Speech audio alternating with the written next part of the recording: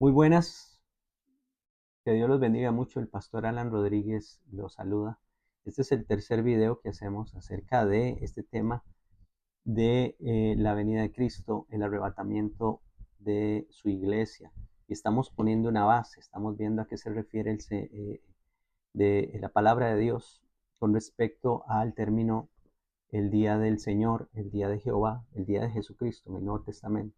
Lo menciona como el día del Señor en el Nuevo Testamento, más específicamente el apóstol Pablo en Primera Tesalonicenses 5, también en Segunda Tesalonicenses capítulo 2, y luego lo menciona Pedro en su segunda carta en el capítulo 3.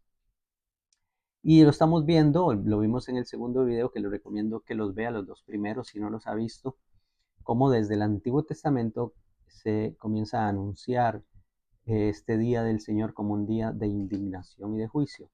Los apóstoles tenían eso en su mente.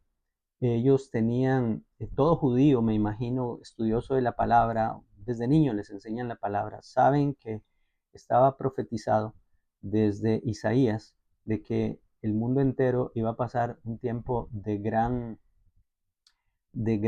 dificultad, por decirlo así, el mundo impío que no se sometió a Dios, que se le llama el día de Jehová o el día del Señor, el día de Dios. Es el día, ellos sabían que es el día donde Dios iba a venir a traer juicio sobre este mundo.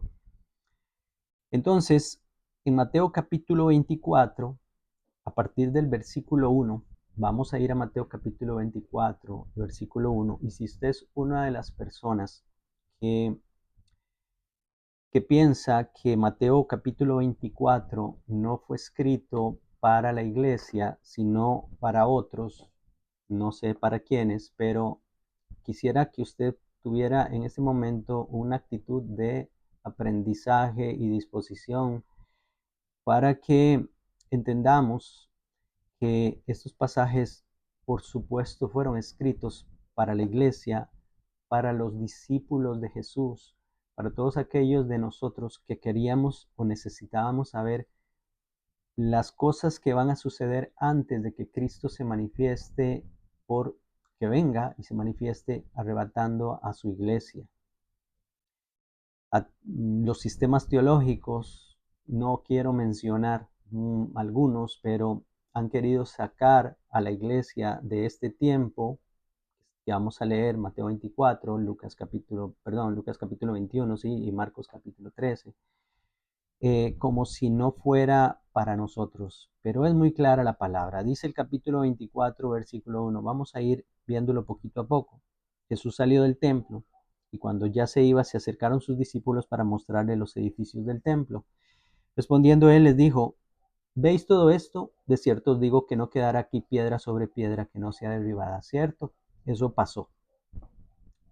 No muchos años después, en el año 70, el templo de Israel, el templo en Jerusalén, fue destruido por el general Tito. Todos los que estudiamos la Biblia tenemos muy claro eso.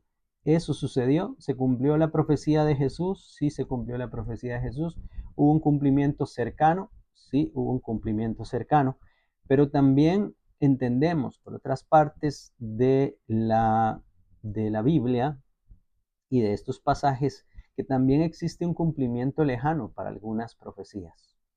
Eh, y entonces vamos a ver, vamos a tratar de dejar esto claro porque está, está entendido por estos pasajes que vamos a ver aquí y también por pasajes como Segunda de Tesalonicenses capítulo 2, de que se tiene que reconstruir el templo de Dios otra vez, porque es necesario que el anticristo se siente en el templo de Dios, dice Segunda de Tesalonicenses capítulo 2, por ahí del versículo 4 y 5. Es necesario que el anticristo se siente en el templo de Dios como Dios, haciéndose pasar por Dios. O sea, el templo va a ser reconstruido. Y ese templo va a ser nuevamente destruido.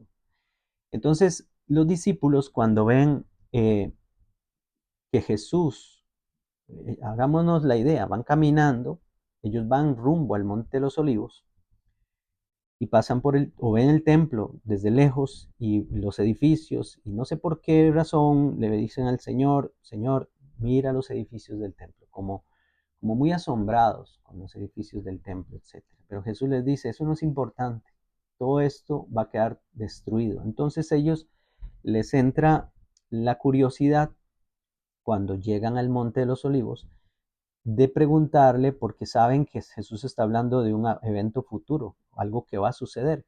Y ellos lo relacionan con que ese evento de destrucción de todas las cosas tiene que ver con el día del Señor, tiene que ver con el día del juicio de Dios.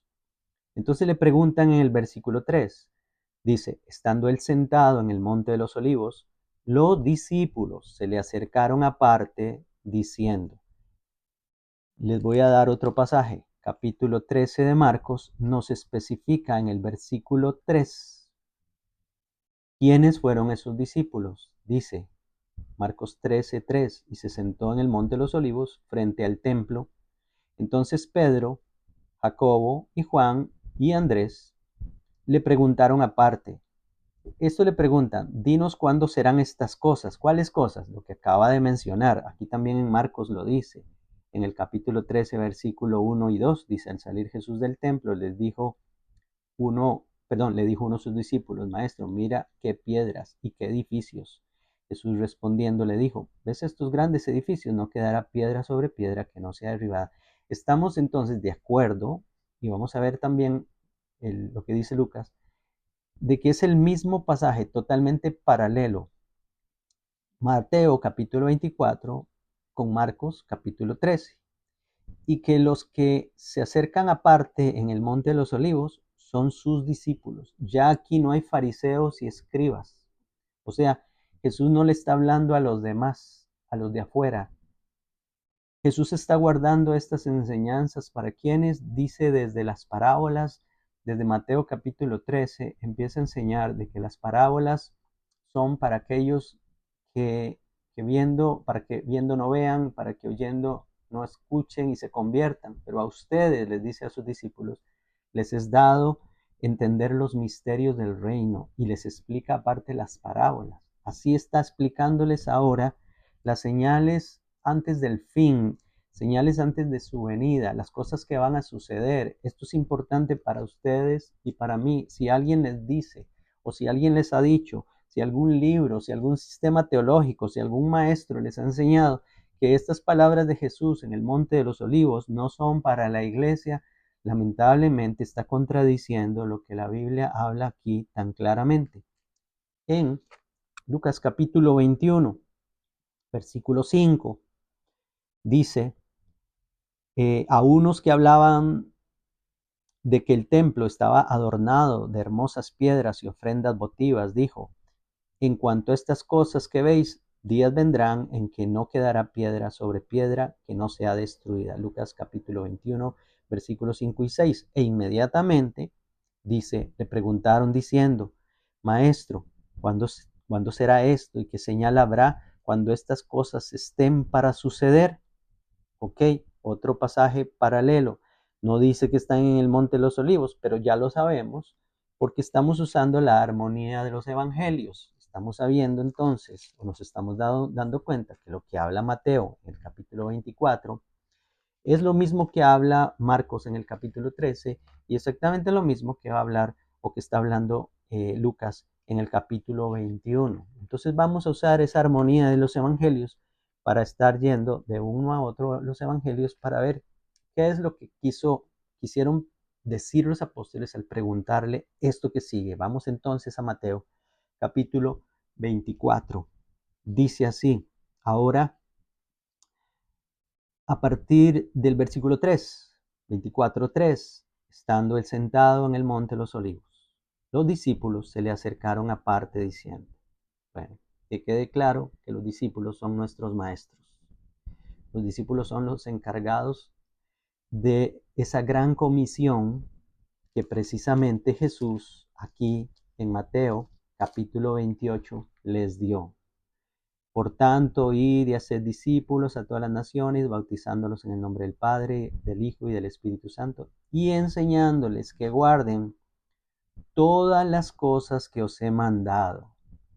Los discípulos estaban encargados de enseñarnos a nosotros todas las cosas que les mandó Jesús. Incluye Mateo 24, incluye Lucas 13, incluye Lucas 21, incluye Marcos capítulo 13. Sí, incluye estas enseñanzas. Son para nosotros. Por eso quedaron escritas aquí. Y por eso vemos en 1 Tesalonicenses capítulo 4 que el apóstol Pablo dice que él habla conforme a las palabras que Jesús habló. Por lo cual os digo, les voy a dar el pasaje, por lo cual os digo, en palabra del Señor, dice el apóstol Pablo. De una vez les voy a dar el versículo, capítulo 4, versículo 15, por lo cual os decimos esto en palabra del Señor. Y empieza a hablar acerca de la venida de Cristo, que nosotros que vivimos, que habremos quedado hasta la venida del Señor, y luego nos dice que la venida del Señor es el arrebatamiento de la iglesia. Entonces, incluso Pablo explica o habla o escribe conforme a las palabras del Señor aquí en este capítulo o en estos capítulos tan importantes que son los capítulos proféticos que habló Jesús en los evangelios. Entonces, sigo otra vez con Mateo capítulo 24, el versículo 3. Estos discípulos se acercan aparte diciendo, dinos, ¿cuándo serán estas cosas? ¿Y qué señal habrá de tu venida? Póngale atención, de tu venida y del fin del siglo. En uno de los videos que hemos hecho, ya creo que es el primero, y lo que acabamos de leer ahí en 1 Tesalonicenses capítulo 4, nos damos cuenta, y también en 2 Tesalonicenses capítulo 2, y también lo vemos en 2 Pedro capítulo 3, que la venida de Cristo es una, solo una, y su venida es el arrebatamiento de la iglesia. La venida de Cristo no son dos, cuando viene o que está dividida en dos partes, cuando viene en el arrebatamiento por su iglesia y cuando viene al final de los llamados 7 años de la tribulación. Esa es la segunda parte o de su venida, no. Unos dicen sistemas teológicos como el pretribulacionismo, el dispensacionalismo pretribulacional, que dice que la venida de Cristo está dividida en dos etapas. Una cuando viene por su iglesia en el arrebatamiento y otra cuando viene con su iglesia al final de los 7 años. Eso no está en la Biblia. Eso no está en la Biblia. Su venida es una.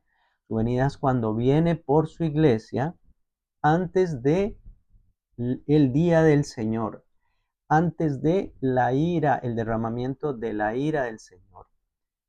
Y la ira del Señor, les adelanto, no es la gran tribulación, porque eso tenemos que tenerlo bien claro y eso sigue en el próximo video. Por ahora, quisiera quedar aquí, en este pasaje que estamos. ¿Cuándo serán estas cosas y qué señal habrá de tu venida y del fin del siglo? El fin de la edad, dicen otras versiones. En alguna otra versión dice el fin del mundo. Ellos entonces entienden la relación que entendía el apóstol Pablo en 2 de Tesalonicenses y en 1 Tesalonicenses y Pedro, la relación que había entre el día de la venida de Cristo y el día del Señor, el día del juicio. Van estrechamente relacionados.